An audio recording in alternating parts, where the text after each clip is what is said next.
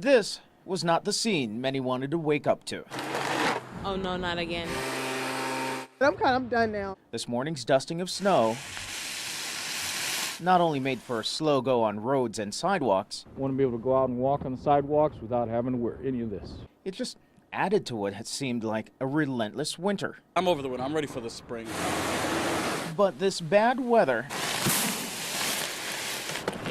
has meant blockbuster business for so many. The crews at Rupert Landscape have been clocking 70-plus hour work weeks in the last month as part of their snow removal business. It's meant big bonus checks for its workers. This year's been absolutely crazy. The business has been up like 350%, more snow than we've had in past years. Over at Gurin Brothers in Georgetown, their winter hats and gloves aren't usually hot items this time of year, but this season, sales are up. There's people that will literally come in, they won't take a look at anything, and will grab the warmest looking hat. There are so many who'd be quite content with this winter to continue for some time.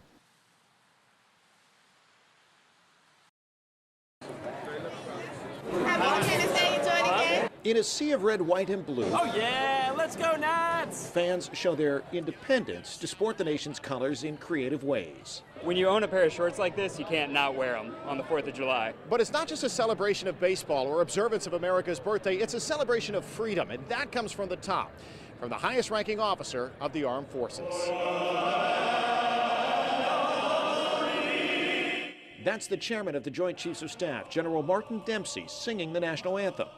In the crowd, Army Specialist Junie Aragon, injured while fighting in Afghanistan last year, showing his patriotism here in Washington, while his thoughts are with his fellow service members overseas. There is a lot of soldiers still out there.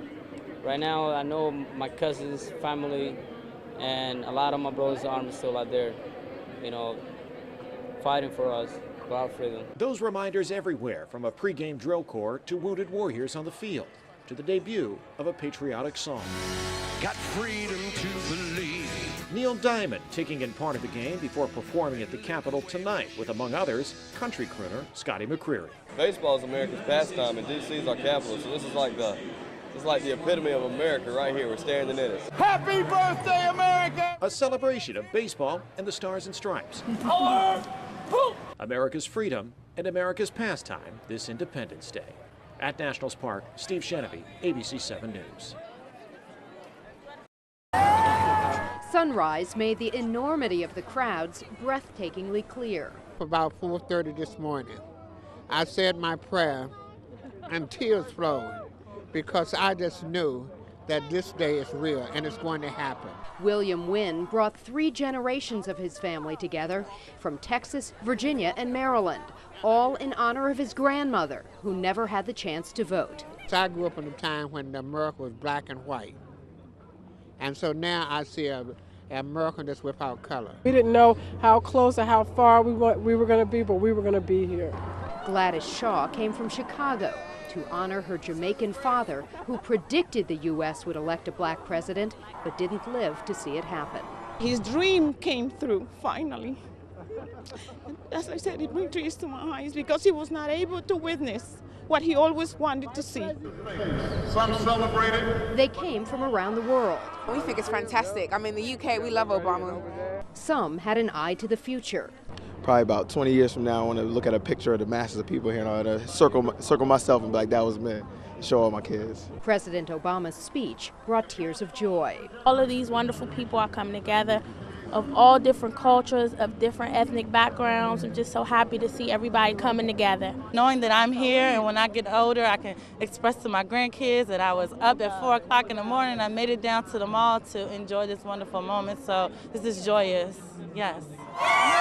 Cold, exhausted, but happy on this memorable day in American history. It's 4:30 in the morning. I seen a big ball of fire. First I thought it was coming from the train tracks. And then we came down the street and it was coming from this house. It started in the basement, then it moved up to the first floor, and it looked like they had contained it, but apparently the second floor was on fire too. I was hoping that all the fire people got out because the house just came down.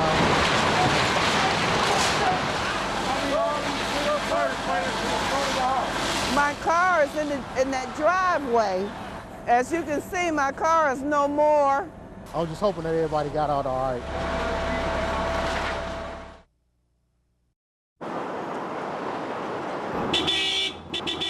In the fast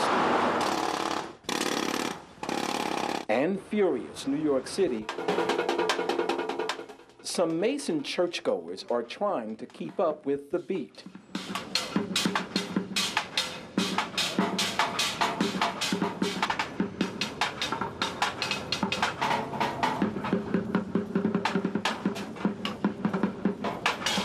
They've come all the way to Ground Zero, the world's epicenter of grief, to ease the suffering. Hi, I would love to give you a free gift. That gift, a CD of musical inspiration that Hope Evangelical Free Church made. Inspirational music and testimony commemorating September the 11th. I know the power of anointed music, that this particular production has had so many prayers prayed. Sir, could I give you something in honor of the victims of 9/11? It's letting them know that there is comfort, there is hope, and it's through the Lord. It's free. It's just meant to bring hope and encouragement. We're from Cincinnati, Ohio. What better place to do it than here at Ground Zero, where you can almost pick out the New Yorkers by the hurt and disappointment in their eyes.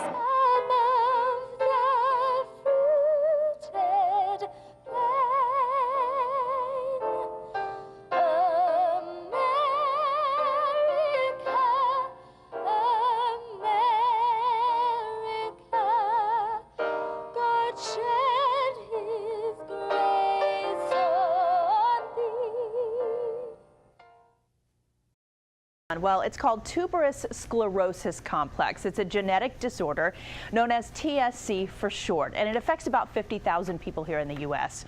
Well, a 10-year-old boy from Alexandria is now sharing his experience on this TSC Global Awareness Day, as well as why he decided to write a book.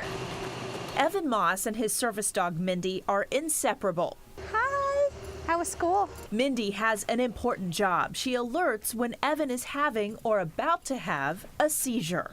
It's been really good with Mindy. A few years ago, Evan raised the $13,000 needed to get Mindy by writing and selling a book called My Seizure Dog. In fact, he actually raised $50,000 and helped 7 other kids get service dogs too. It's pretty impressive to see what Evan has done. It just makes me feel good to know that kids are being helped. And now he's back at it. His second book is called My Life with TSC. That incorporated racing a cheetah, turning into a lion, and having a zombie eat my brain. The genetic disorder causes tumors to grow in Evan's organs, including in his brain and his kidneys, and also causes him to have lots of seizures. By the time Evan was 4 years old, he was having 300 to 400 seizures a month. Evan had brain surgery that stopped the seizures for a few years. Now he has one every 10 days or so, usually when he's asleep. They're scary. They last upwards of 10 minutes. Which is considered life-threatening. We've called 911 several times. Evan wrote this second book to raise money for TSC research. My goal is to raise a lot of money with my second book so that kids with TSC would have a cure. And he's really hoping the president might help make that happen. Mr. Obama, if you're watching this, I want you to come to my book signing Saturday at Grounded Coffee Shop. All right, so there you go, Mr. Obama and everybody else. That's right, Evan will be signing and selling his books this Saturday at Grounded Coffee Shop, which is in Alexandria, and that's from 2 to 5 p.m. Leon? Did you get that, Mr. President? Alexandria between 2 and 5 p.m. Saturday? There you go. Okay. We'll see if Secret Service shows up. Yeah, that'll be a great scene.